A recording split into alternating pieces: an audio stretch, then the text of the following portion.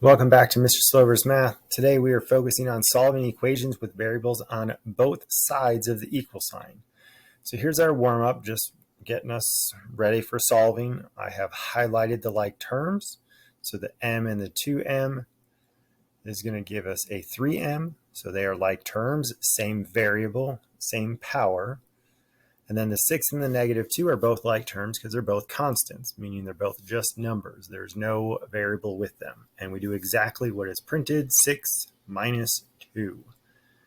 And then we get the 4. So then from there we're solving, subtracting 4 from both sides of the equal sign. And then to undo that multiplication, we're going to divide both sides by 3. Steps for success on solving. Combine like terms if possible. Some of them will have like terms and some will not. So make sure if there are some, it makes it way easier for you to collect like terms first.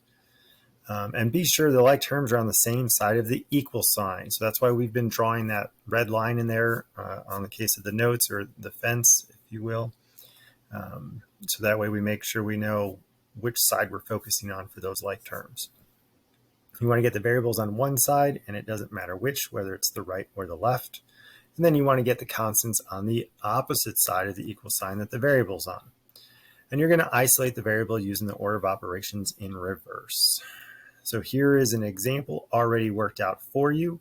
I drew in my fence, my red line. I've got variables on both sides. I do not have any like terms, so I don't have to worry about step 1. So step 2 is getting the variables on the same side of the equal sign. I'm going to choose to get my variables over here. It doesn't matter which side, it was just a personal choice to get it on the left-hand side. So this is a positive 2x term.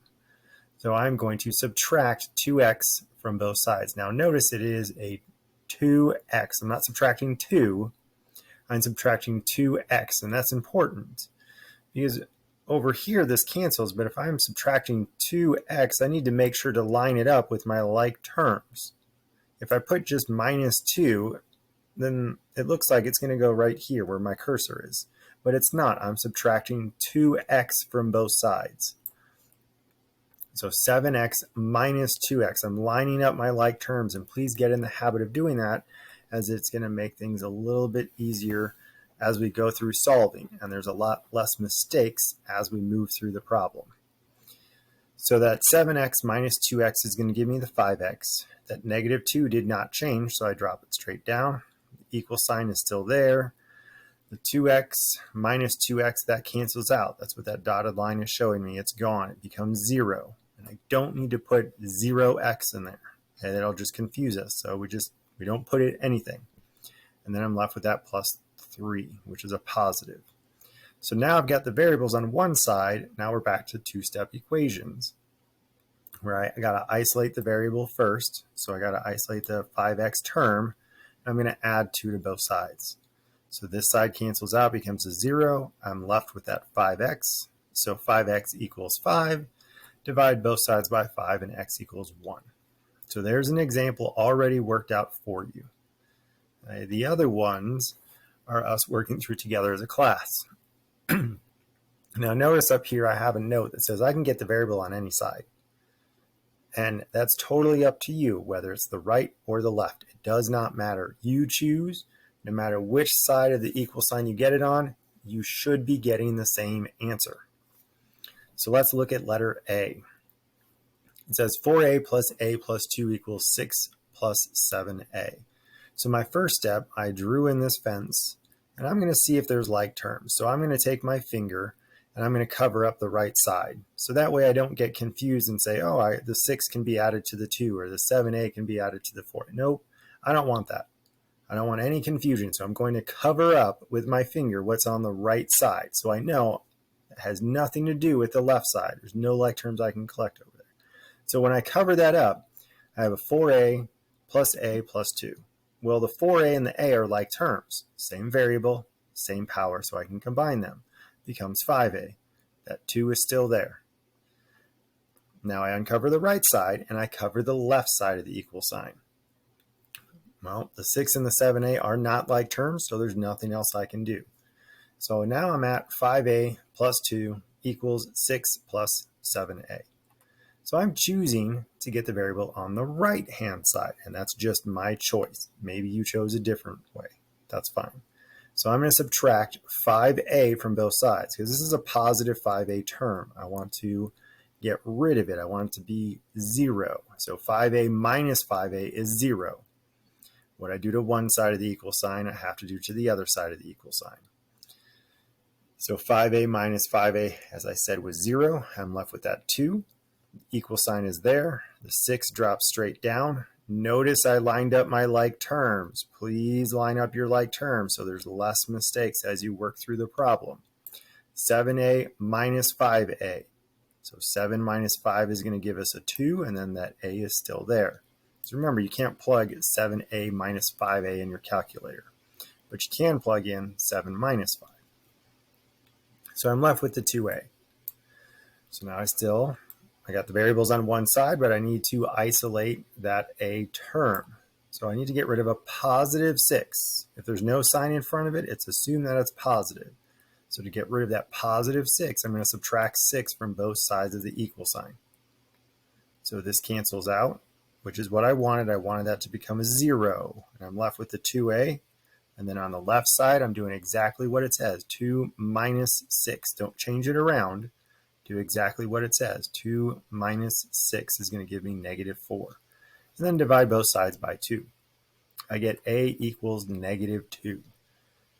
Now, if you want to, you can take this, a is negative 2, and substitute it back into your original equation.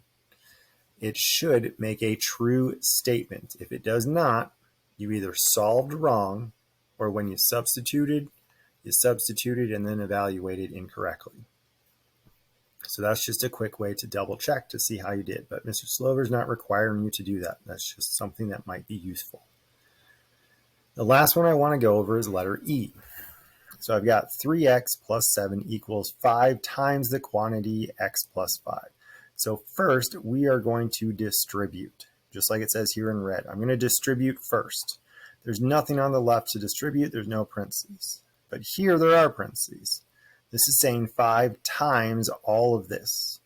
So my first arrow is saying 5 times x, and that's what I wrote there. The second one is going to the 5. 5 times 5. So that becomes 5x plus 25. So first, I distribute. Now I'm going to see if there's any like terms. So I take my finger, I cover up the right side. I don't have any like terms on the left because the 3x and the 7 are not like terms. One has a variable and one does not. So they are not like terms. Then I do the same thing with the other side. I cover up the left side with my finger and I look at the 5x and the 25. They are not like terms. One has a variable, one does not.